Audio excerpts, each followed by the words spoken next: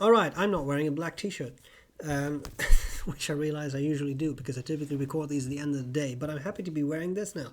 So, I'm not happy, I'm happen to be wearing this now, but I guess I'm also happy. Anyway, let's continue our discussion on Stoicism with Marcus Aurelius's meditations, and we had ended up in book 8. We're almost done with book 8.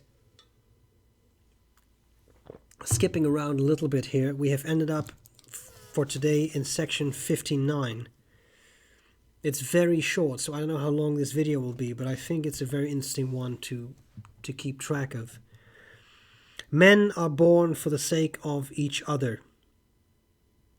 So either teach or tolerate. This is one I struggle with.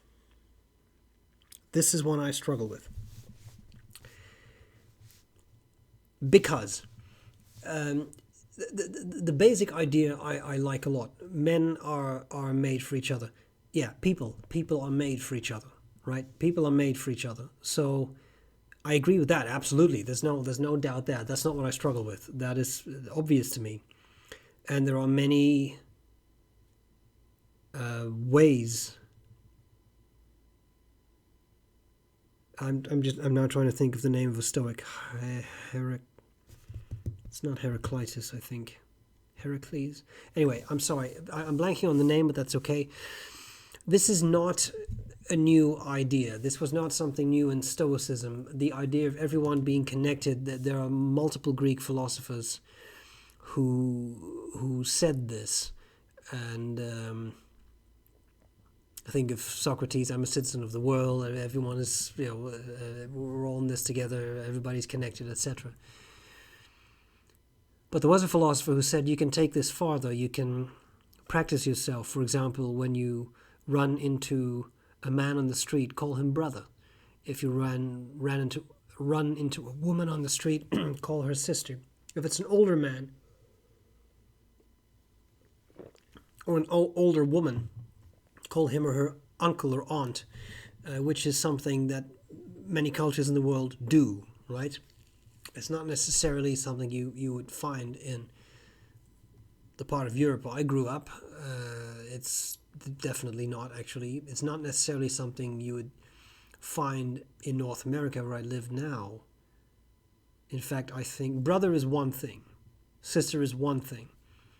But if I would see an older gentleman in the shop and I would say, I'm sorry, uncle, could you grab that for me? I think they would give me a very strange look. I'm not trying to ridicule it. I'm saying I think it's a very interesting way, if not vocally, then at least to think about. Think of other people as your brothers and sisters. Men are created for each other. Okay, that if everybody would believe that, then a lot of things would change, wouldn't they? Because then discrimination's out of the picture, because everyone's made for each other.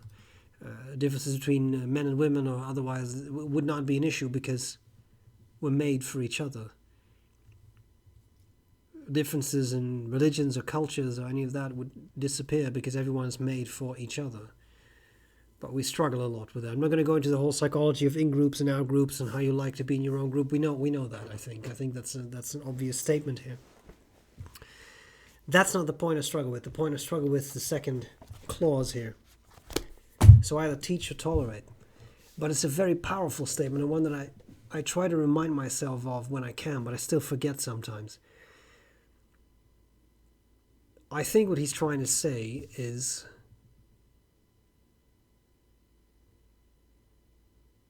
if something happens that annoys you, then respect the annoyer as the annoyee. If something upsets you, respect the upsetter when you are the upsettee. Now you have to do this within reason. If someone corners you and beats you up, then I don't think any Stoic would say, well, just respect that. But that's not, although a hardcore Stoic might. Let's not forget that maybe apocryphal, but Epictetus was a slave and he limped, and legend has it that his master on purpose broke his leg, and that Epictetus said, if you continue twisting that, you're going to break it. And his master continued to twist it, and he did break Epictetus's leg. And Epictetus apparently said, see? It sounds very hardcore to me. I wouldn't be surprised if it's apocryphal, but in any case, it illustrates the point. I think a true Stoic would say, if you get beaten up, yeah, well, what can you do about it? If you can't do anything about it, then you have to accept that. But that is hardcore Stoicism, and that's the kind of Stoicism that also scares me a little bit, because that borders on indifference. Stoicism, in my mind, is not about indifference. But then what happens? Someone does something that upsets you. I like to apply Stoicism in that context of everyday occurrences, not in ways of someone beat me to an inch of my life, and I think that's taking it too far, and I think there are dangers in that. But everyday things, examples I've mentioned many times: someone cuts you off in traffic, someone jumps the queue and gets in front of you in a shop. More severe things: you lose a job. This is a more severe thing.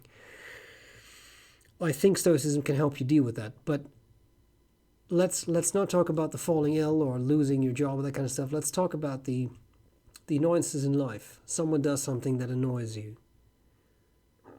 I've become much better over the years. Sorry for talking about myself. I'm just trying to give this an illustrative example.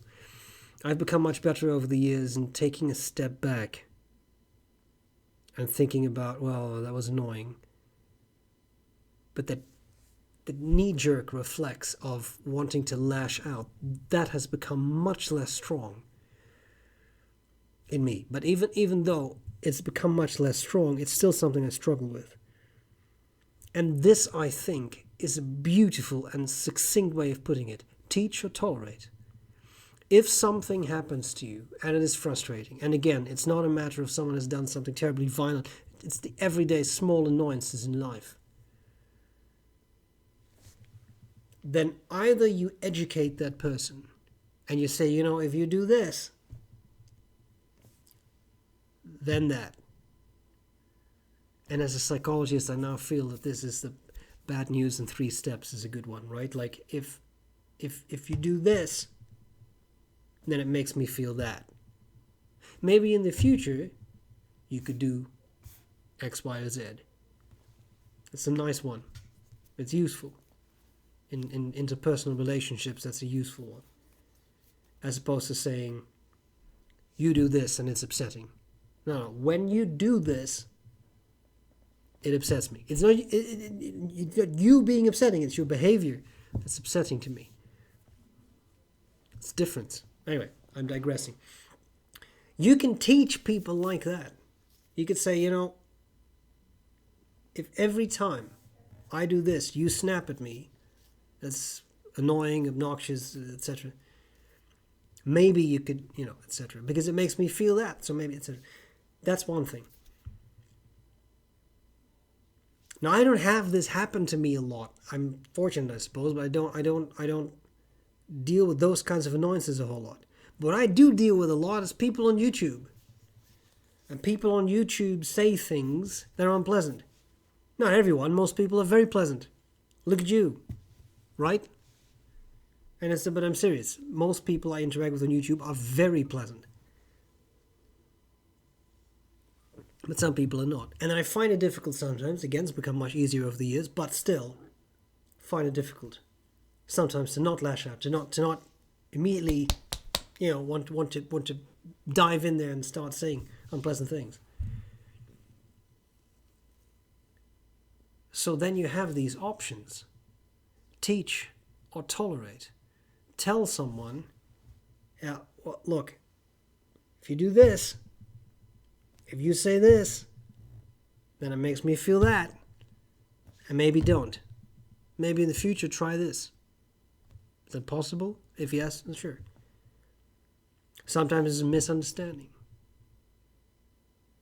If someone, giving you a random example, on YouTube, it calls me an idiot, I'm not going to argue with this. This is not worth my time. In the past it was, but it's not anymore. Because I'm Stoic now. #progress. But sometimes people say things that make me think, yeah, but that does warrant a response. Not if they say you're stupid, you're ugly, you suck, that's not. No, I'm talking about the bigger things. You are doing this in your videos and it's wrong. Because I'm saying that it is wrong. Well, then sometimes I do feel the need to teach and say, yeah, okay, I look at their YouTube channel, there are 0 videos. This is pretty much 95% of the time the case. So you don't have any YouTube videos, but you are going to give me advice on how I should be recording YouTube videos. Well, pardon me if I don't take that advice particularly seriously. And sometimes I do, because sometimes someone raises a really good point. And I'm not saying you can't, but if it's a matter of, well, you ramble too much. Okay. Well, look at the old videos. That was rambling, people. So this is now the way I am.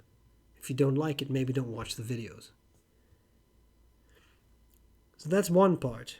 You can try to teach someone, but it doesn't always work.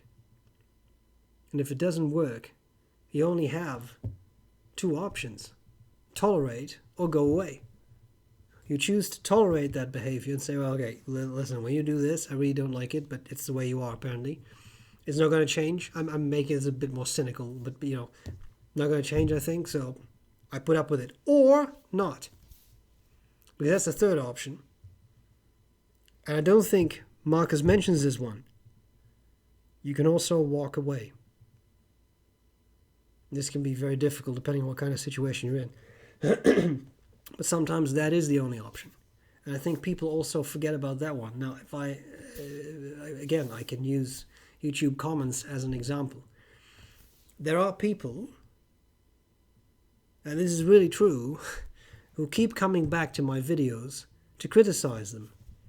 They've made it very clear they don't like my videos, but they keep coming back to leave negative comments about how much they dislike the videos. Now, I'm not a clinician, but I'll, in general, just refrain from diagnosing this behavior, because I think psychologically there may be something wrong with you if that's how you choose to spend your time, but that's a different matter. Those kinds of people, you can't teach. I have tried that, and I still try sometimes, but the teaching doesn't work. But what they should remember is that you can walk away, and it's okay. You can walk away. You don't have to keep coming back to something you dislike to see how much you dislike and then express that hatred. It's not necessary. You can just say, you know what? This guy's videos suck. I don't like him. I don't like his face. I don't like that stripy Eddie Bauer shirt. He's annoying me. Then get out. It's that simple. Because you don't have to look at this. There are other fountain pen reviewers who've probably reviewed the same pen. And you may like their style better. Or their face, their glasses, their hair, their eyes, their hands, their clothes, their lighting, their sound, their voice, their accent. I think that's basically the main criticisms I've had over the years. So, too pale. Yeah. Okay. So, there is that option. And I like this dichotomy that he makes. I would make it a trichotomy. You either teach, or you tolerate, or you go away. And again, I try to remind myself of the teach or tolerate as many times as I can, but it's still hard sometimes. And some people can't be taught. With these kinds of matters, I genuinely believe that some people can't be taught specific behavioral norms. They just don't respect that. They don't want to learn. They're not interested. Well, then it's up to you to tolerate that. And if you can't tolerate it, then you walk out. And that applies to even like friendships or something. Like if someone is not adding anything to your life anymore and you can't tolerate it, then you walk out. Why would you stay in that, right? Anyway, these are my thoughts on this particular very short section by Marcus Aurelius. I hope this was useful. Let me know what you think of... I'm trying to look for some sort of alliteration, but it's hard. Teach, tolerate, ta-ta? I don't know. That's you leaving? I don't know. Come up with a better alliteration. Let me know what you think. Let me know how you feel about teaching, tolerating, and leaving, or if you think the leaving shouldn't be in it. Talk to me. Give me some ideas, you know? I hope this was useful, and I'll gladly see you later. Bye-bye.